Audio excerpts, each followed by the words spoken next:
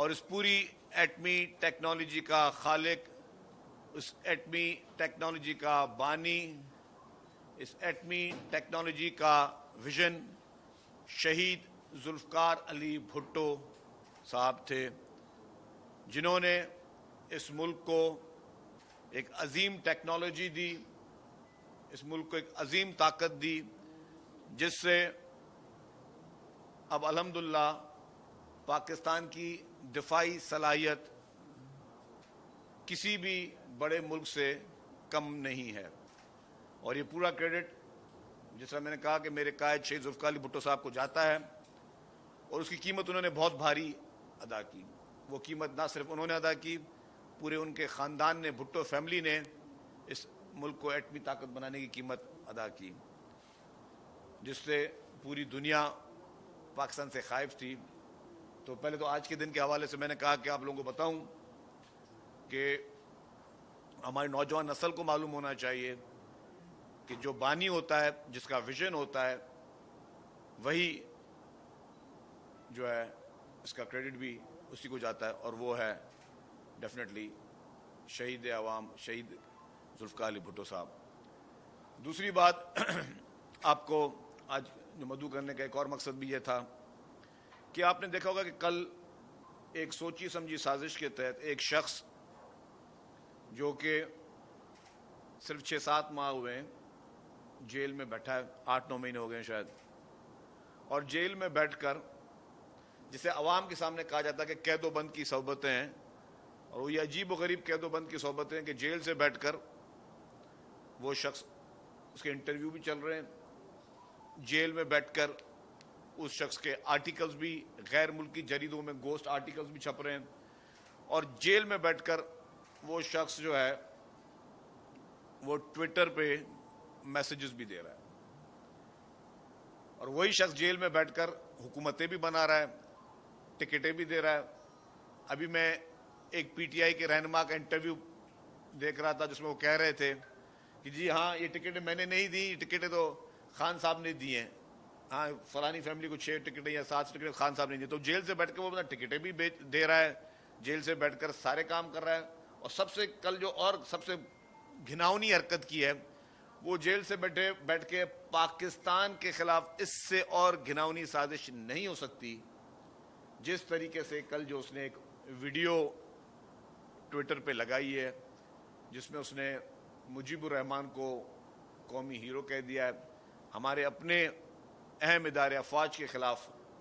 بیہودہ، گھٹیا اور میں سمجھتا ہوں کہ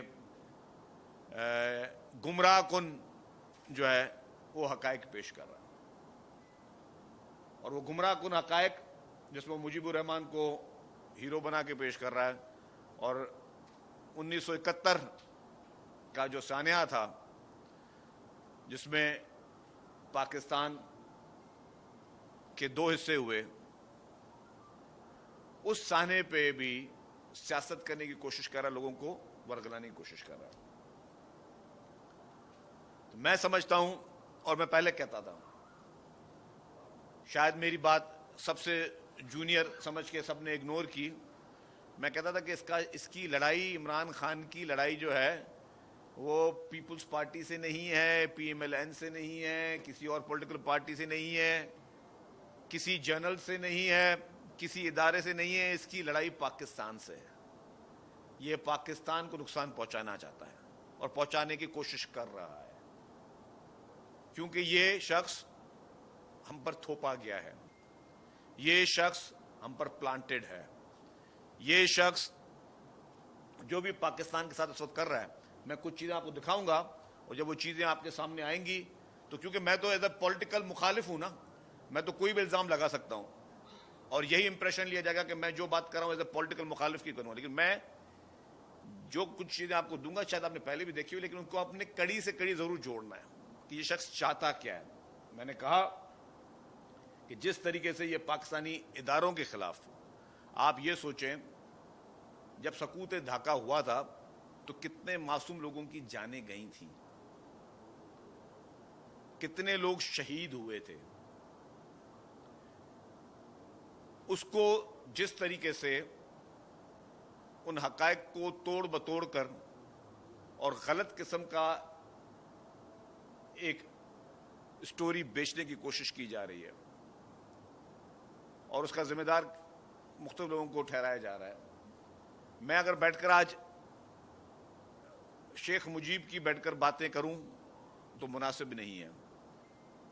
ہم اس کو ایک تلخ حقیقت سمجھتے ہیں۔ آپ آج قوم کو، نوجوان نسل کو گمراہ کرنا چاہ رہے ہو، غلط ویڈیوز چلا کے، ایڈیٹڈ ویڈیوز چلا کے آپ اپنے ملک کے اداروں کو بدنام کرنے کی کوشش کر رہے ہو۔ اور وہ کون سے ادارے جس کی بیساکھی پہ چل کے آپ نے اپنی پالیٹکس سٹارٹ کی ہے، جن کے احسانات آپ کے اوپر ہیں،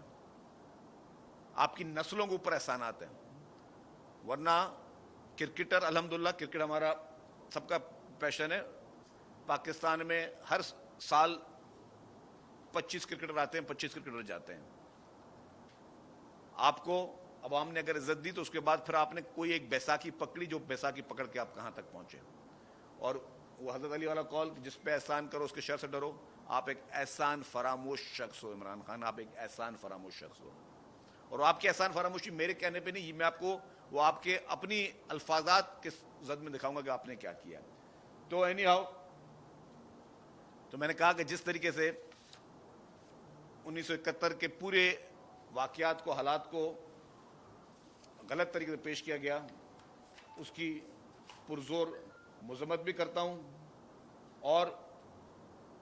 میں کہوں گا کہ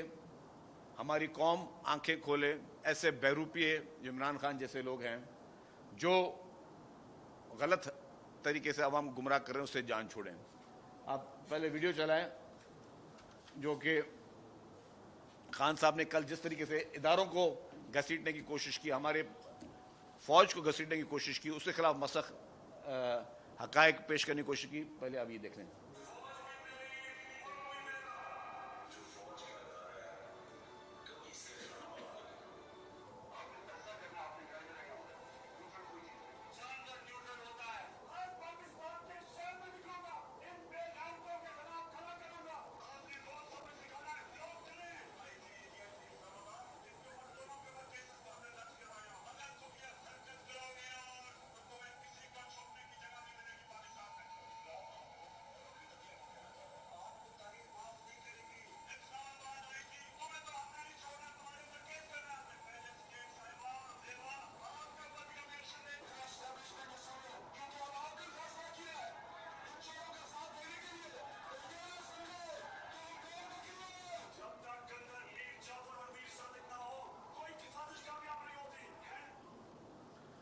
اب آپ نے دیکھ لیا کہ یہ شخص جب اقتدار میں تھا تب یہ شخص